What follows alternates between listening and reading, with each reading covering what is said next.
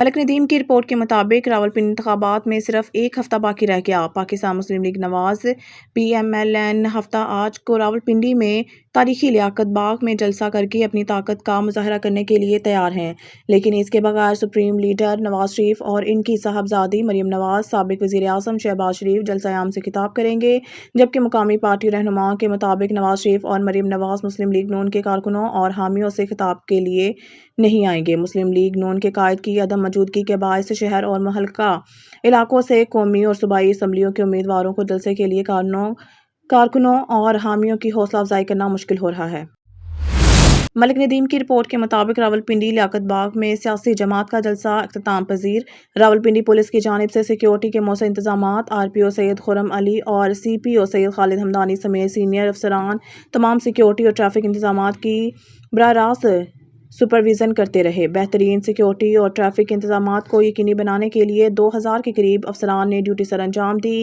جلسہ میں داخل ہونے والے افراد کو walk through gates, metal detector اور باڈی سرچ کے جلسہ میں داخل ہونے کی اجازت دی گئی۔ جلسہ گاہ اور گردنواح میں ایلیٹ کمانڈوز اور ڈولفن فورس کی خصوصی ٹیمیں گشت پر مامور ہیں اور روف ٹاپس پر ماہر نشانہ باز تعینات کیے گئے تھے۔ ملک ندیم کی رپورٹ کے مطابق ایس پی صدر محمد نبیل کھوکھر کی S D P O office Murree میں کرائم اور الیکشن سیکیورٹی ڈیوٹیز کے حوالے سے میٹنگ میں ایس ڈی پی او مری سمیت کوہسار ڈویژن کے ایس ایچ اوز اور انچارج چوکیات نے شرکت کی۔ ایس پی صدر نے فرداً تمام افسران کی کارکردگی کا جائزہ لیا اور ہدایات دی۔ چلان کی بروقت تکمیل کریں اور مقدمات کو میرٹ پر یکسو کر کے بروقت چلان جمع کروائیں۔ الیکشن ڈیوٹیز کے دوران سیکیورٹی کے نظام کو مؤثر بنایا جائے۔ ایس ایچ او صاحبان افسران اور ملازمان کو ڈیوٹیز پر بھیجنے سے پہلے ڈیوٹی کے متعلق بریفنگ کو یقینی بنائیں۔ شہریوں کے جان اور مال کا تحفظ اولین ترجیح ہے۔ ملک ندیم کی رپورٹ کے مطابق سپریم کورٹ نے اسلام آباد ہائی کورٹ کے سابق سینئر جج شوکت عزیز صدیقی کی برطرفی کے خلاف دائر درخواست پر منگل کو فیصلہ محفوظ کر لیا۔